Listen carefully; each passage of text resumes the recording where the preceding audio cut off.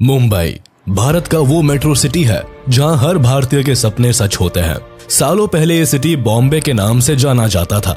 हालांकि बॉम्बे से मुंबई तक के सफर में ये शहर काफी रोमांचक इतिहास समेटे हुए है।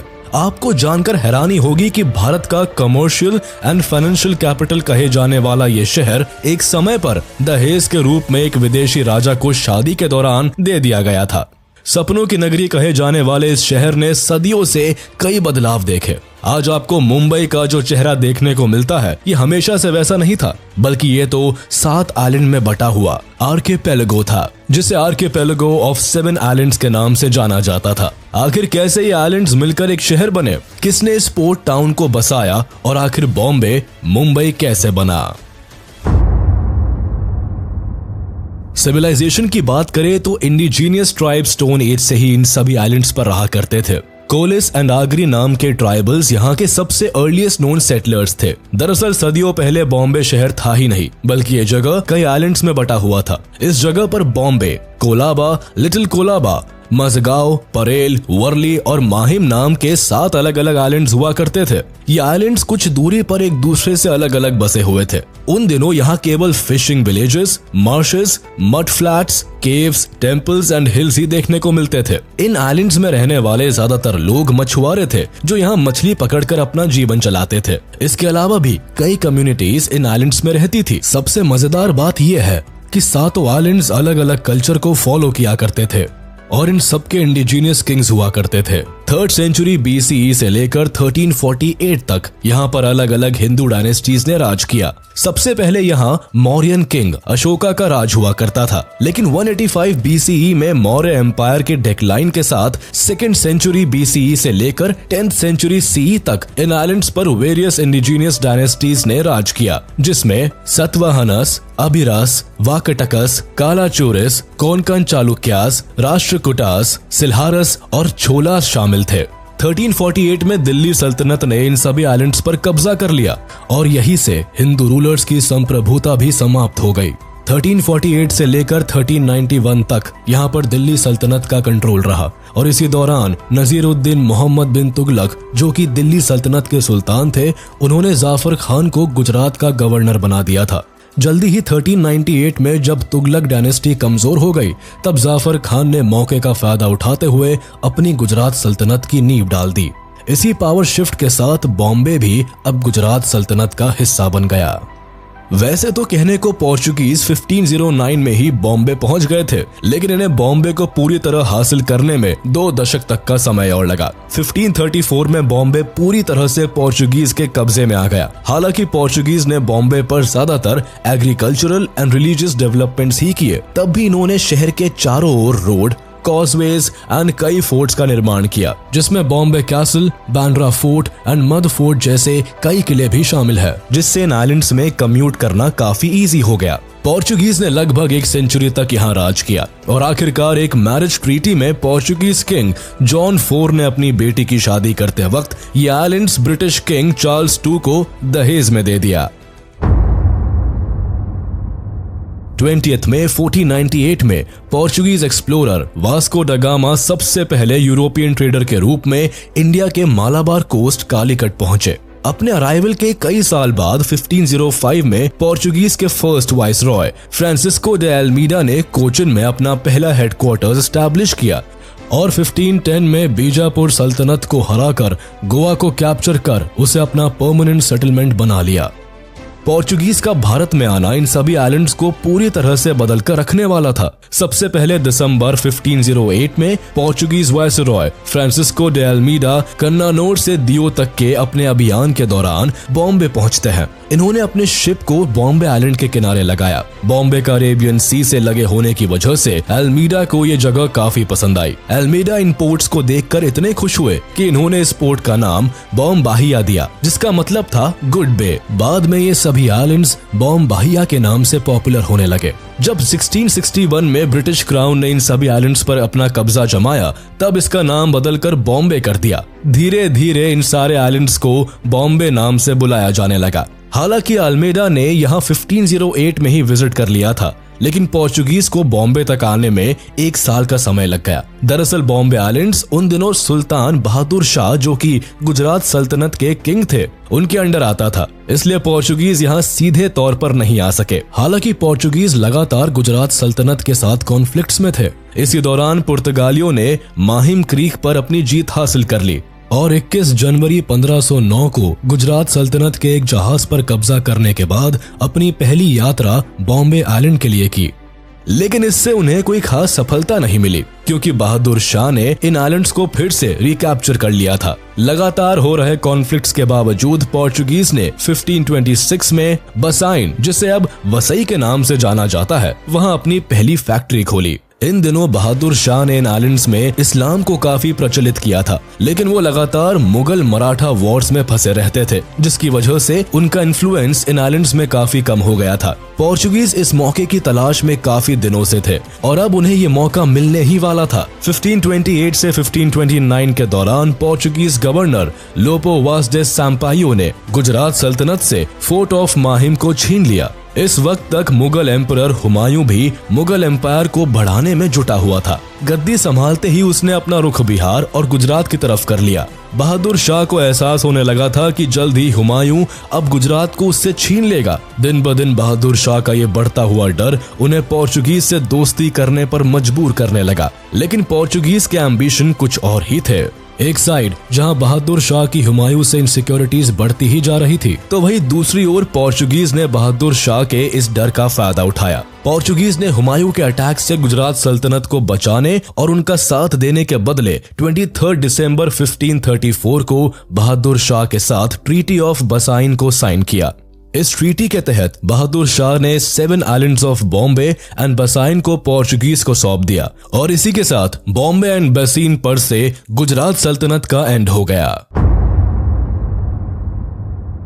बॉम्बे पर कब्जा करने के बाद पुर्तगालियों के हाथों में बॉम्बे के 7 आइलैंड्स थे। अब उनका मेन एम था इन आइलैंड से स्पाइस ट्रेड एंड क्रिश्चियनिटी को प्रमोट करना। क्योंकि सालों से यहाँ इस्लामिक रूल था, इसलिए यहाँ की सोसाइटी काफी कंजर्वेटिव थी। यहाँ का माहौल बदलने के लिए पोर्चुगीज ने यहाँ इंटर मैरिज करना शुरू कर दिया। इसके साथ ही यहाँ कई चर्चेस बनवाए गए। हालांकि पोर्चुगीज के शासन के दौरान इन आइलैंड्स में ज्यादा बड़े लेवल पर कोई डेवलपमेंट नहीं हुआ, फिर भी उन्होंने इन एरियाज को अपने हिसाब से डेवलप किया। रोमन कैथोलिक चर्च को स्ट्रांगली सपोर्ट किया। उस टाइम तक बॉम्बे में इनका ट्रेड काफी जोरों से चलने लगा था। कॉटन, कोकोनट, कॉयर, स्पाइसेस की ट्रेड ने यहाँ काफी जड़ें फैलाई। ट्रेड में रफ्तार के साथ पोर्चुगीज ने यहाँ कई ट्रेडिंग सेंटर्स, बिल्डिंग्स और चर्चेस को भी बनवाया। कच्चे माल को पोर्ट तक लाने ले जाने के लिए उन्होंने रोड्स एंड कॉजवेज भी बनवाए। 16वीं सेंचुरी खत्म होने के साथ ही पोर्चुगीज ने इंडियन ओशन सहित भारत में अपनी पकड़ मजबूत कर ली थी। लेकिन पोर्चुगीज की बढ़ती आमदनी और मोनोपोली को देखते हुए कई दूसरे यूरोपियन कंट्रीज, खासकर स्पेन ने पोर्चुगीज पर हमले शुरू कर दिए। इसी बीच स्पेन ने पोर्चुगल पर अटैक कर उन पर कब्जा कर लिया। हालांकि भारत अब भी सुरक्षित था, लेकिन जल्दी ही यहाँ इंग्लिश मर्चेंट ने नवंबर 1583 में एंट्री की, जिसके साथ ही ब्रिटिशर्स और पोर्चुगीज में भारत के डिफरेंट एरियाज पर वर्चस्व को लेकर लड़ाई छिड़ गई। दूसरी कई यूरोपियन पावर्स इंडिया में पोर्चुगीज के स्पाइस ट्रेड मोनोपोली को खत्म करना चाहते थे, इसीलिए वो लगातार भारत में मुगल एम्परर से बिजनेस करने की मंजूरी मांग रहे थे। वहीं दूसरी ओर पोर्चुगीज मुगल किंग को काफी ज्यादा टैक्स देते थे, जिसकी वजह से ये राजा दूसरे यूरोपियन ट्रेडर्स को कोई मौका नहीं दे रहे थे। इसी दौरान 1612 में ईस्ट इंडिया कंपनी ने सूरत के स्वाली में अपने शिप्स को लगाया और यहाँ के गवर्नर से ट्रेड करने की मंजूरी मांगी। लेकिन बदले में उनके 2 ट्रेडर्स को गिरफ्तार कर लिया गया, जिसके बाद पोर्चुगीज और ब्रिटिश ईस्ट इंडिया कंपनी के बीच में यहाँ एक बैटल हुई, जिसमें ईस्ट इंडिया कंपनी जीत गई। इस बैटल को बैटल ऑफ स्वाली कहा जाता है, जिसमें पहली बार पोर्चुगीज को किसी दूसरी यूरोपियन कंपनी ने हराया था। इस जीत के बाद पोर्चुगीज की इंडिया में न सिर्फ ट्रेड मोनोपोली खत्म हुई, बल्कि उनकी क्रेडिबिलिटी भी खराब हो गई। इसके साथ ही ईस्ट इंडिया कंपनी को इंडिया के कुछ एरियाज में ट्रेड की परमिशन भी मिल गई। एक तरफ ब्रिटिशर्स अपने ट्रेड को भारत में एक अच्छे लेवल पर ले जाने के लिए जी जान लगा रहे थे, तो दूसरी ओर मिडिल ऑफ द 17वीं सेंचुरी तक भारत में डच की पावर काफी ज्यादा बढ़ती नजर आ रही थी। धीरे धीरे अब ईस्ट इंडिया कंपनी भारत में अपने पांव फैलाने लगी। इधर पोर्चुगीज का वर्चस्व भी भारत से कम होता जा रहा था। ब्रिटिशर्स इस बात को बहुत अच्छी तरह जानते थे कि अगर उन्हें भारत में ट्रेड करना है तो जल्दी ही उन्हें सारे कोस्टल एरियाज में अपना कंट्रोल स्टैब्लिश करना होगा। हालांकि उन दिनों ईस्ट इंडिया कंपनी अपना ट्रेड मेनली पटना, सूरत, कोलकाता और गुजरात में ही कर रही थी, लेकिन दूसरी कंट्रीज को भारत में आने से रोकने के लिए उन्हें वेस्टर्न कोस्ट को भी सुरक्षित करना था। बॉम्बे आइलैंड्स भी इंडिया के वेस्टर्न कोस्ट में ही था, जहां अरेबियन सी के रास्ते थे। दूसरे कंट्रीज के ट्रेडर भारत की तरफ आ सकते थे। ईस्ट इंडिया कंपनी किसी भी हाल में किसी और को भारत पर अपना राज जमाने नहीं देना चाहती थी, जिस कारण ईस्ट इंडिया कंपनी के सुझाव पर ब्रिटिश एम्पायर की सूरत काउंसिल ने बॉम्बे को पोर्चुगल के किंग जॉन 4 से एक्वायर करने के बारे में सोचा। इस सोच को हकीकत में लाने के लिए ब्रिटिशर्स ने पोर्चुगीज के सामने मैरिज का प्रपोजल पेश किया, जिसमें British king Charles second of England और Portuguese princess Catherine of Braganza, जो कि पोर्चुगीज किंग जॉन 4 की बेटी थी, उनकी शादी का प्रपोजल दिया गया।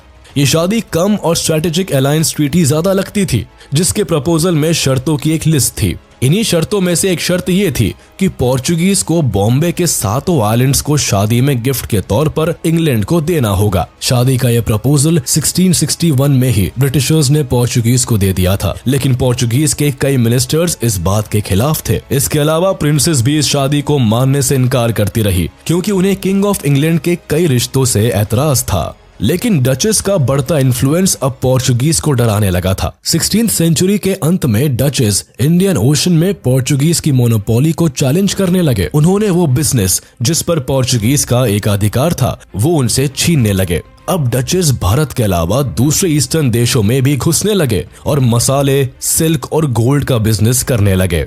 देखते ही देखते उन्होंने पोर्चुगीज के बिजनेस को तेजी के साथ छीनना शुरू कर दिया। 17th सेंचुरी के एंड तक तो नीदरलैंड्स यूरोप का सबसे धनी देश बन गया। डचेस के इस बढ़ते कॉलोनाइजेशन को देखकर पोर्चुगीज अब डर गए। उन्हें ब्रिटिश ईस्ट इंडिया कंपनी से दोस्ती करने में अपना फायदा दिखने लगा। उन्होंने सोचा कि अगर ब्रिटिश क्राउन से संबंध अच्छे हो जाए तो डचेस को भारत में आने से रोका जा सकता है। इसी बात को मद्देनजर रखते हुए वो भी मैरिज ट्रीटी पर अग्री हो गए।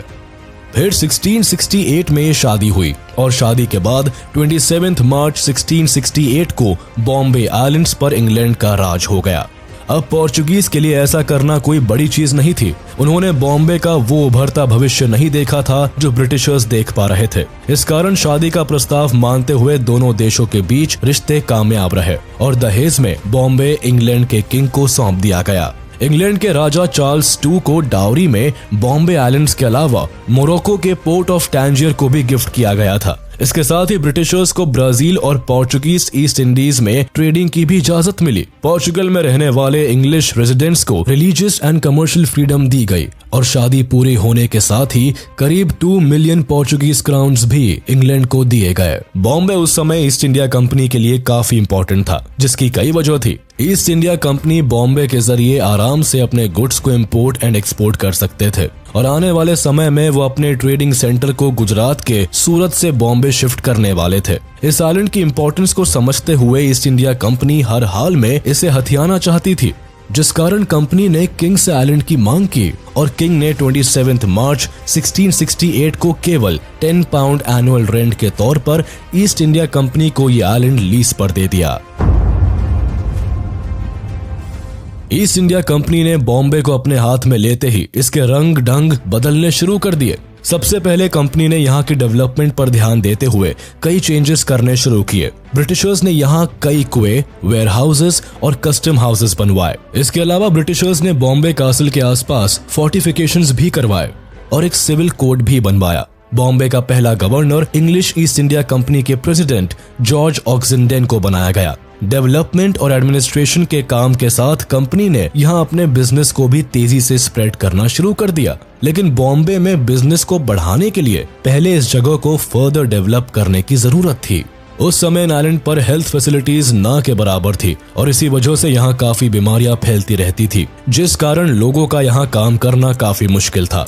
इस प्रॉब्लम को टैकल करने के लिए ब्रिटिशर्स ने यहाँ कई हॉस्पिटल्स और मेडिकल ट्रीटमेंट की फैसिलिटीज अवेलेबल करवाई। मेडिकल फैसिलिटीज के चलते बॉम्बे की पॉपुलेशन में काफी सुधार देखा गया। 1661 से 1675 के बीच बॉम्बे की पॉपुलेशन में बढ़ोतरी देखी गई और जो पॉपुलेशन एक समय पर केवल 10,000 थी वो मेडिकल ट्रीटमेंट के चलते 60,000 के करीब आ गई। मेडिकल की प्रॉपर फैसिलिटीज और पॉपुलेशन ग्रोथ के कारण यहाँ ट्रेड करना भी आसान हो गया और इंडिया और ब्रिटिश मर्चेंट्स के अराइवल के साथ ही 17th सेंचुरी के एंड तक बॉम्बे में ट्रेड का डेवलपमेंट भी देखने को मिला। यहाँ salt, rice, Ivory, cloth, lead and sword blades का काम किया जाता था। बॉम्बे में जब ट्रेड ने अपनी ग्रोथ की तो 1710 तक ब्रिटिशर्स ने अपना बॉम्बे कैसल भी बनवा लिया। इस कैसल की मदद से ब्रिटिशर्स यहाँ 24 घंटे आसपास के एरियाज में नजर रखने लगे, जिसका फायदा ये हुआ कि आइलैंड पर यूरोपियन पायरेट्स और मराठास के सी अटैक्स काफी कम हो गए। वक्त के साथ साथ बॉम्बे ने ब्रिटिशर्स के बिजनेस में काफी मदद भी की, जिस कारण यहाँ के बढ़ते स्ट्रैटेजिक और पॉलिटिकल इंपॉर्टेंस को देखते हुए ईस्ट इंडिया कंपनी ने सूरत से बॉम्बे में अपना हेडक्वार्टर भी शिफ्ट कर लिया, जिसके बाद मिड 18th सेंचुरी तक बॉम्बे डायरेक्ट ब्रिटिश क्राउन के कंट्रोल में आ गया और यहाँ से बॉम्बे को एक मॉडर्न बॉम्बे बनाने का दौर शुरू हो गया। 1782 में विलियम हॉर्नबी बॉम्बे के गवर्नर बनते हैं। उन दिनों बॉम्बे 7 अलग अलग आइलैंड्स में बटा हुआ था, जो कि कई कारणों से विलियम हॉर्नबी को बॉदर करने लगा था। इसी वजह से उन्होंने एक ऐसे प्रोजेक्ट को शुरू किया जो कि अब बॉम्बे को हमेशा के लिए बदलने वाला था।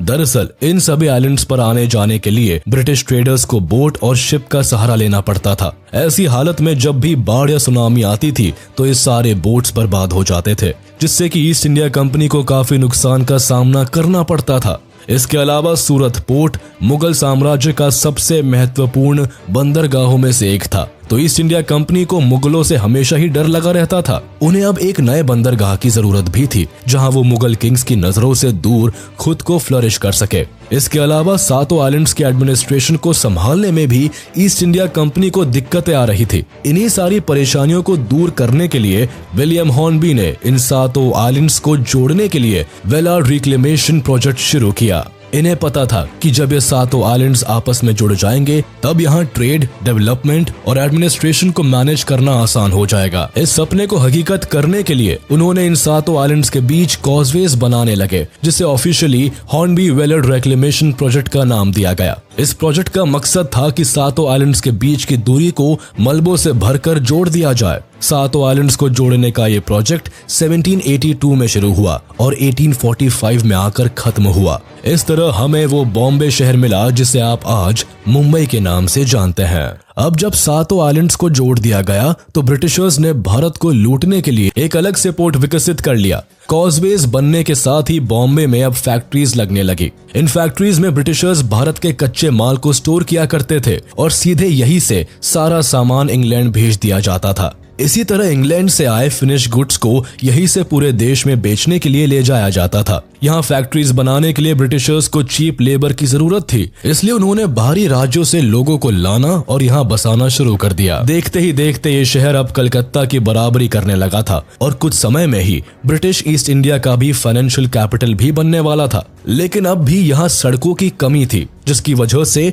ईस्ट इंडिया कंपनी ने अपने ट्रेड को और अच्छी तरह से ऑपरेट करने के लिए यहाँ कई सड़कें बनवाई। देश के कोने कोने से कच्चे माल, मेटल्स, मसालों और सिल्क को तेजी के साथ पहुंचाने के लिए 1845 आते आते ब्रिटिश ने इंडिया में रेलवे सर्विसेज भी शुरू कर दी थी, जो कि बॉम्बे ब्रिटिश इंडिया के फाइनेंशियल हब के रूप में उभर गया था। तो यहाँ एलीट क्लास के ऑफिसर्स और लोग भी रहा करते थे। इन्हीं लोगों को फैसिलिटेट करने के लिए ब्रिटिशर्स ने भारत में पहली बार पैसेंजर ट्रेन भी बॉम्बे में ही चलाई थी। 1853 में ये ट्रेन बोरी बंदर से थाने के बीच चलाई गई। इसी बीच भारत में एक बड़ा बदलाव हुआ। भारत में 1857 की क्रांति ने जोर पकड़ ली। इस क्रांति के बाद ब्रिटिश क्राउन ने ईस्ट इंडिया कंपनी को भारत से डिसॉल्व कर दिया। हालांकि इसके बाद इंडियन ओशन ट्रेडिंग की बागडोर अब भी ईस्ट इंडिया कंपनी के पास थी। 1 जून 1874 को एक्ट ऑफ पार्लियामेंट के तहत ईस्ट इंडिया कंपनी को पूरी तरह से डिसॉल्व कर दिया गया। इसके बाद पूरा भारत अब सीधे ब्रिटिश क्राउन के अंडर आ गया और बॉम्बे सहित पूरे भारत की अफेयर्स की बागडोर अब ब्रिटिश राज के हाथों में चली गई। चूंकि बॉम्बे भारत के सबसे उन्नत और बड़े शहरों में से एक था, इसलिए ब्रिटिश क्राउन ने इसे फर्दर डेवलप करने के कई प्लान्स पर काम किए। टाइम के साथ बॉम्बे काफी प्रॉस्पेरस होता चला गया। जैसे ही यहाँ फैक्ट्री सेटअप हुई और अर्बनाइजेशन शुरू हुआ, अर्बनाइजेशन शुरू होने के साथ ही यहाँ की पॉपुलेशन बढ़ने लगी। बाहर से लोग और कामगार यहाँ नई अपॉर्चुनिटीज की तलाश में आने लगे। बढ़ती पॉपुलेशन की वजह से यहाँ अब कई परेशानियां भी शुरू होने लगी, जिसमें major problem health care system का था। 1896 में यहाँ प्लेग फैल गया, जिससे कि बॉम्बे प्रेसिडेंसी के हालात काफी नाजुक हो गए। इसके बाद यहाँ ब्रिटिश एम्पायर ने बॉम्बे सिटी इम्प्रूवमेंट ट्रस्ट को बनाया, जिससे कि बॉम्बे की हालत को सुधारा जा सकता था। इसके बाद इस ट्रस्ट ने यहाँ नए सेटलमेंट्स बनाए, जहाँ लोगों को सेटल किया गया। इस नए सेटलमेंट के दौरान ब्रिटिशर्स ने भारतीय कामगारों और आर्टिसंस को यहाँ से निकाल दिया, जिससे कि ब्रिटिशर्स को अपने फायदे के लिए और ज्यादा जमीनें मिल गई, और जो भारतीय आर्टिसंस यहाँ रहा करते थे रातों रात बेघर हो गए।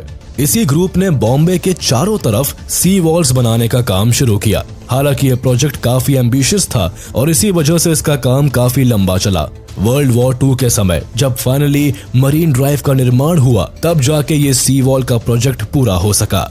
हालांकि बॉम्बे में डेवलपमेंट तेज रफ्तार में हुई, लेकिन इसका मकसद सिर्फ और सिर्फ ब्रिटिश एम्पायर के इनकम को बढ़ाने और भारत से ज्यादा धन लूट कर ले जाने का था। बॉम्बे में मरीन ड्राइव फ्लाईओवर का निर्माण भी वर्ल्ड वॉर 2 में सिपाहियों को खाना, पानी, जरूरत के सामान और युद्ध के हथियारों को आसानी से और तेजी के साथ ट्रांसपोर्ट करने के लिए हुआ था। 1945 में जब मरीन ड्राइव का काम पूरा हुआ, तब बॉम्बे के सबर्ब्स में भी काफी खाली जमीन मिली, जहां डेवलपमेंट्स और रेजिडेंशियल प्रॉपर्टी बिल्डअप होने लगी। ब्रिटिश राज के टाइम में बॉम्बे पॉलिटिक्स और बिजनेस का बड़ा हब बन गया। ब्रिटिशर्स ने यहाँ कई बड़े स्ट्रक्चर्स बनवाए, जो आज तक भारत की शान में खड़े हैं। The Rajabai clock tower, Victoria terminus और बॉम्बे हाई कोर्ट का निर्माण भी ब्रिटिश रूल के दौरान ही हुआ था। 1911 में जब जॉर्ज 5 का भारत के एम्परर के तौर पर कोरोनेशन होने वाला था, तब मुंबई के आइकॉनिक गेटवे ऑफ इंडिया का निर्माण किया गया, जो कि 1924 में बनकर पूरा हुआ। 1947 में जब भारत आजाद हुआ, तब तक बॉम्बे भारत के सबसे इम्पोर्टेंट शहरों में शुमार हो गया था। यहाँ गुजराती समाज के लोगों का काफी बोलबाला था। पोस्ट इंडिपेंडेंस यहाँ की इकोनॉमी और बिजनेस गुजराती समाज के लोगों के हाथ में था, जिसकी वजह से मराठी स्पीकिंग पॉपुलेशन में काफी डिससैटिस्फैक्शन फैलता जा रहा था, जिसकी वजह से यहाँ 1956 से 1960 तक मराठा प्रोटेस्ट चला। इस दौरान बॉम्बे में काफी वायलेंस फैलने लगा। बढ़ती अनसैटिस्फैक्शन और वायलेंस की वजह से 1960 में बॉम्बे स्टेट का पार्टीशन कर दिया गया और इसके बाद 2 नए स्टेट्स महाराष्ट्र और गुजरात को फॉर्म किया गया। इसके बाद बॉम्बे प्रेसिडेंसी का अर्बन एरिया बॉम्बे के नाम से जाना गया और महाराष्ट्र का कैपिटल सिटी बन गया। 1995 में बॉम्बे का नाम बदलकर इसका मराठी नाम मुंबई कर दिया गया।